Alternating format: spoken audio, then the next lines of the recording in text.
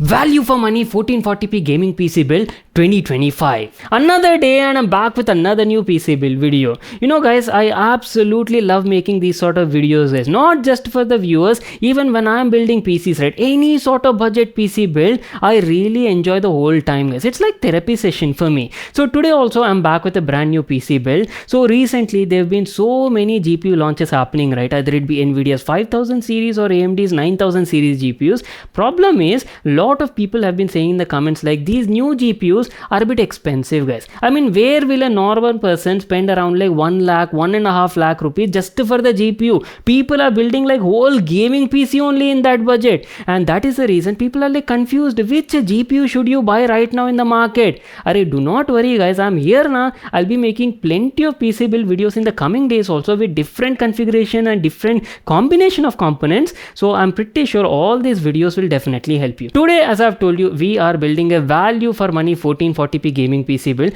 That too, this is going to be like an all Asus tough gaming edition, and I'm telling you right, I'm pretty sure you'll fully enjoy watching this video. So the PC that we'll be building today is going to be like future proof for you. So in case if you plan to upgrade the hardware in the future, right, not an issue at all, and is also built on newer gen hardware, DDR5 RAM, PCI Gen 4 SSD, and also brand new AMD's motherboard that recently came into the market. And on top of that, right, this PC can easily play any sort of AAA title game you throw at it at 1440p maximum graphics, and you'll still get like triple digit FPS. And not to miss out, you're getting ray tracing support, DLSS support is also there, frame generation, all these technologies will also be included. So let me quickly tell you about the component list and what sort of combination that I've chosen. So the CPU that I've chosen for this build is AMD's Ryzen 5 7600. We're not going for the newer 9000 series CPUs because obviously I've told you, right, we're a bit tight on a budget, so I don't want to spend a lot on the CPU. That is the reason we're going for the previous gen 7000 series CPU. But Ryzen 5 7600 is no slouch guys.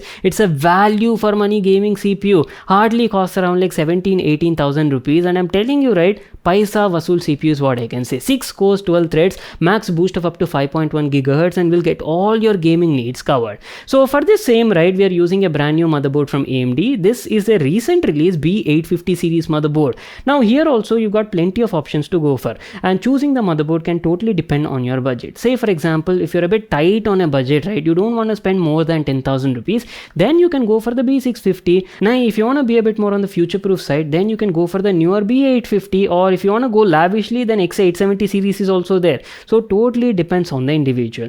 Today I'll be using a new B850 series motherboard from Asus, and as I've told you, this is the tough gaming edition plus Wi-Fi model, and B850 comes with some upgrades over the previous gen B650 motherboard. First of all, you're getting more connectivity options, more storage options are also there, PCI 5.0 support for graphics card, and good thing is the whole BIOS interface has been revamped and the resolution has been increased up to 1080p guys for a much user friendly experience. Now you people know, right, Asus tough gaming offers excellent build quality. I mean, look at that, you're getting military grade components, chunky block of VRM heatsinks, and not to miss out, you're getting 14+2+1 premium power solution. Obviously it's built on newer gen platforms. You're getting DDR5 RAM support with up to 8000 MT per second OC, and next gen connectivity features include Wi-Fi 7, 2.5G LAN, and 20 Gbps USB-C ports as well at the back side. So that was about the motherboard. Moving on, let me also tell you about the GPU. Now choosing a right GPU for your PC is like the biggest task guys, and can totally depend on your budget. This is where the whole confusion lies, which one to go for. See, for this price point, right, as I've told you, we're building like a value for money 1440p gaming PC build, right?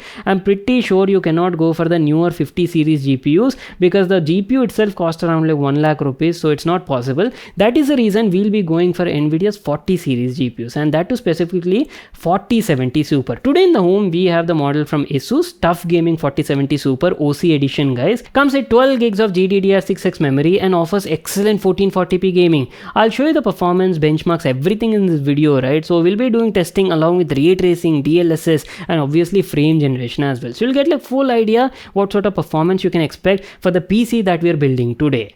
If you talk about the RAM, See, for this sort of configuration, as I've told you, I'll be using DDR5 RAM only, and the model is from G-Skill. We're going for the Trident Z5 RGB 32GB kit clocked at 6000 MHz.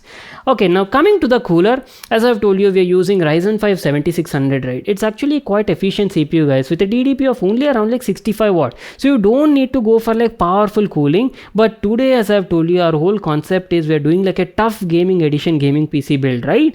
That is the reason I'm using a 360mm AI liquid cooler from Asus Tough Gaming only. This is their LC2 variant, guys, 360 ARGB cooler. Now coming to the power supply, now ideally for a PC of this sort of configuration, right, a 750 watt power supply would get your job done. But today in the home I do not have the 750 watt variant, guys. That is the reason I'm going for a 850 watt power supply from Asus Tough Gaming. This is a 80 plus gold rated power supply, and yes, it does support PCI 5.0 as well, guys, so future proof as well. And lastly, coming to the case, now choosing the case can also depend on your budget. Today we'll be using Asus Tough Gaming GT502 Horizon Edition gaming PC case. It's available in both black edition, white edition. We have the black edition and offers like a beautiful dual chamber mid-tower design, and that too comes with like boundless panoramic glass panels on the front and the side as well, guys. Plenty of space on the inside, so you can easily accommodate even large GPUs as well. Not an issue at all. Supports AIO coolers up to 360mm at the top, to the side and at the back profile as well, and can accommodate a total of up to 13 RGB fans on the inside. So that is pretty much it. This is the whole configuration list for the tough gaming PC that we'll be building in this video. Without wasting any more time, let's get started.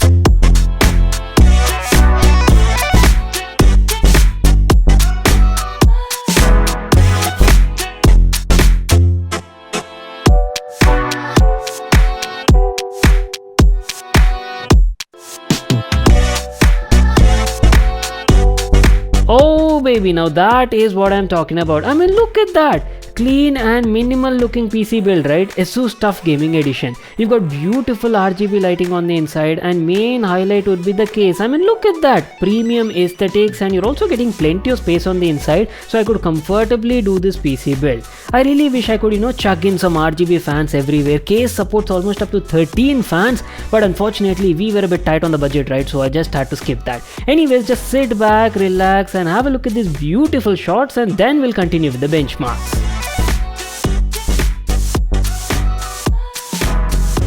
Wait a second, I totally forgot to talk about this. ROG has also sent us some brand new peripherals as well for our PC build. So we've got a brand new mouse and also a keyboard. This is ROG's all new RP Ace Mini. It's a wireless gaming mouse, and main highlight is it's a super lightweight gaming mouse that is under 50 grams, guys. Only around like 49 grams. You're getting RGB lighting as well, and also ROG is equipping their own optical micro switches on board with up to 100 million click durability, guys. Plus you're also getting an Omni receiver included that offers like near to zero latency with minimal RF interference. Have a look at the keyboard as well. This is their all new Falcon Ace HFX keyboard, guys. 65% super compact gaming keyboard. Good thing is keyboard also comes included with a cover on top of it, and ROG these days is making their own switches, guys, either it be for their mouse or even for keyboard. On board you're getting their HFX magnetic switches that offer like super fast actuation for instant keystrokes. You do have like macro support, full on RGB lighting that can be controlled with their Aura Sync software, and not to miss out, keyboard comes with dual USB-C ports. You can easily switch between two PCs on the fly. Moving on, I know you people have been like eagerly waiting to check out the benchmarks and what kind of performance we'll get on this PC, right? Well, at the beginning only I've told you this PC was mainly targeted for like excellent 1440p gaming, right? But that doesn't mean you cannot do 4K gaming. Yes, you can do a bit of entry level 4K gaming as well, that too with ray tracing and DLSS enabled. So we'll be testing out some AAA title games at different resolutions, guys, and that too with like different technologies on and off. Starting off with one of our classic favorites, Cyberpunk 2077. Very graphic intensive game, and I obviously love Night City, right? So it was a must on the list. So we'll be playing this game in this first clip at 1440p resolution, maximum graphics, guys, very high preset. And in this first test, right, we're not using any Nvidia technologies, no ray tracing, no DLSS, no frame generation also. I want to show you the raw rasterization performance when pairing Ryzen 5 7600 with RTX 4070 Super, which comes with 12 gigs of GDDR6X memory.